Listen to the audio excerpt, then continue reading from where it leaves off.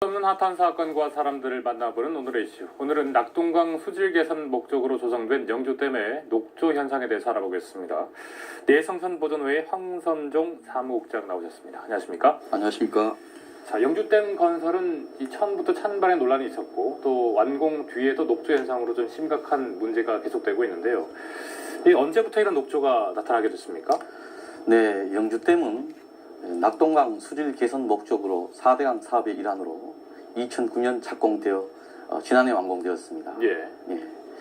올해 7월 17경 심각한 녹조가 발생했는데요. 이 상태는 다른 4대강보다도 심각한 실정입니다.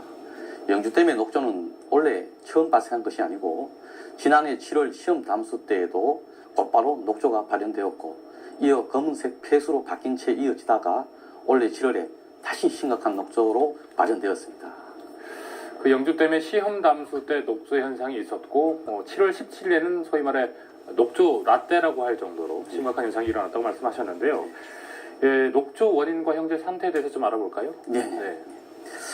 녹조는 수류가 정체된 호소에서 질소와 인 성분이 있는 경우 일조량과 온도에 의해서 발현됩니다.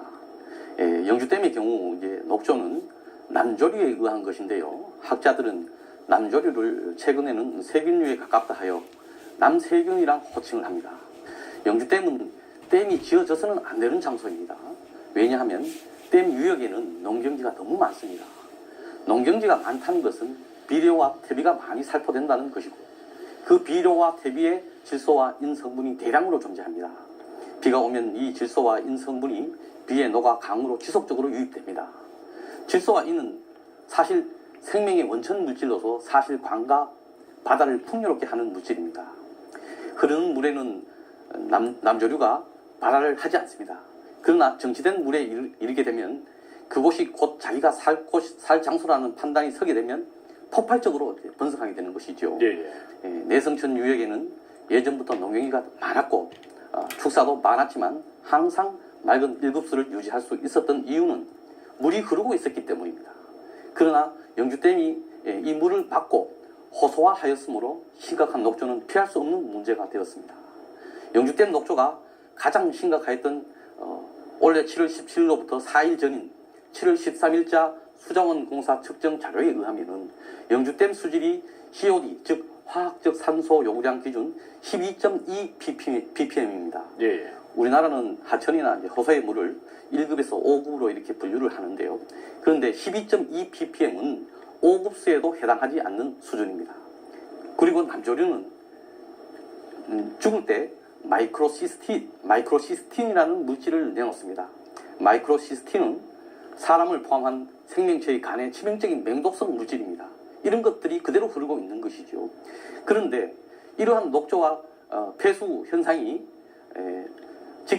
직접적인 영향을 미치는 거리를 내성천의 경우 저희들이 직접 육안으로 살펴본 바에 의하면 댐 상류 쪽으로 15km까지 다시 말해 유사 조절지가 있는 곳까지 그리고 하류 쪽에는 우레교가 있는 13.5km까지 총 28.5km가 직접적인 오염 상태에 있습니다. 그렇군요. 자, 녹조의 원인 그리고 현재 상태에 대해서 말씀해 주셨는데 그렇다면 지금 현재 수자원 공사 측의 반응이 좀 궁금해지는데요. 네, 어떻습니까? 수자원 공사는 지난해 7월 이제 녹조가 발생하자 이제 곧바로 폭기 장치 26대를 댐에 설치를 했습니다. 스스로 문제가 있다고 이제 인정한 것이죠. 올해 7월 다시 이제 녹조가 발생하자 7대를 추가로 설치를 하였습니다. 그리고 또 녹조 제거 장치도 설치를 했습니다. 영주댐의 녹조 현상과 폐수 현상은 수자원 공사로도 사실 대책이 없습니다. 그래서 수자원 공사에서는 전문 인력 40명을 투입시켜서 수질 개선 TF팀을 만들어 지금 운영 중에 있습니다. 결국 녹조 제거 장치와 폭기 장치 외에는 답이 없는 것입니다. 녹조 제거 장치는 경미한 제거는 가능할지 몰라도 현실적으로 성과를 얻기에는 불가능합니다. 그다음에 녹조 자체가 이제 썩어서 똥물처럼 변하는 그 폐수 현상에 대해서는 폭기 장치를 통해서 산소를 공급하는 방법으로 소임수를 쓰고 있는 것입니다. 왜 소임수인가 하면 이는 수질 측정 방법의 맹점을 이용하는 것인데요. 호소의 수준은 주로 COD 측정값, 즉 화학적 산소 요구량 기준으로 삼습니다. 그러므로 수중에 산소를 충분히 공급하면 COD 측정값이 양호하게 나타나게 되는 것이죠. 예. 또 호기성 분해를 촉진시키기 때문에 실제 측정할 당시에는 산소 요구량을 줄여주는 방법을 통해서 마치 그 물이 이제 맑아진 것처럼 이렇게 보여질 수 있습니다. 그러나 물질은 변화가 없는데 수중에 산소만 공급해서 수질 측정값을 좀 더 좋게 나오도록 많은 시간과 설비와 전기세, 인건비 등 유지 비용을 투입하는 것입니다. 이런 방법은 질소와 인이 다시 분해되어서 또 하류로 흘러가면 또 녹조가 발생하게 되는 것이죠. 예. 이것은 눈 가리고 아웅하는 식입니다. 그렇군요. 여러 TF팀을 구성하고 또 폭기 장치를 사용하는 것은 미봉집에 불과하다. 네, 이런 말씀이시군요. 네. 자, 그러면 환경단체와 내성천 보존회에서는 이 문제를 좀 더 어떻게 근본적으로 해결을 좀 했으면 좋겠습니까? 네. 예. 저희들도 가슴이 아픕니다. 네.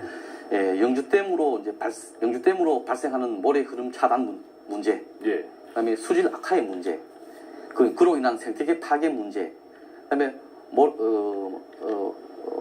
모래강의 원형이 파괴되는 문제는 사실 심각한 상태입니다. 예. 내성천처럼 100km나 되는 강줄기가 형형색색 모래톱과 모래사장 그리고 얕은 여울로 이루어진 곳은 세계에서 내성천밖에 없습니다. 유일합니다. 이렇게 희귀한 강인데다가 국가 명성지가 2곳이나 있고 국가 중요 문화재가 1곳, 또 숨겨진 비경, 또 음포 굴곡이 있었습니다.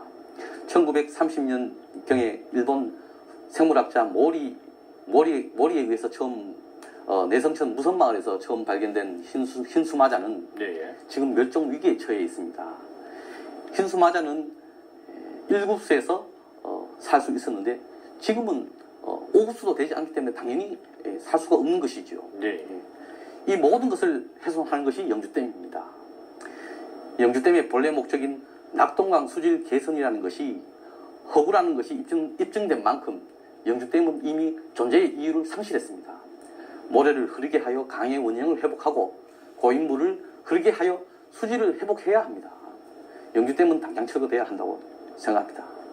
결과가 본래 목적과 달리 오히려 수질 악화와 환경 파괴 등의 우려를 안고 있는 영주댐 녹조 현상에 대해서 알아봤는데요. 우리 지역민, 기관, 단체 모두가 관심을 갖고 이 개선하려는 의지와 노력이 절대적으로 필요한 것 같습니다. 오늘 영주댐 녹조 현상에 대해서 자세히 말씀해 주신 내성천 보존회 황선종 사무국장이었습니다. 고맙습니다. 네, 감사합니다.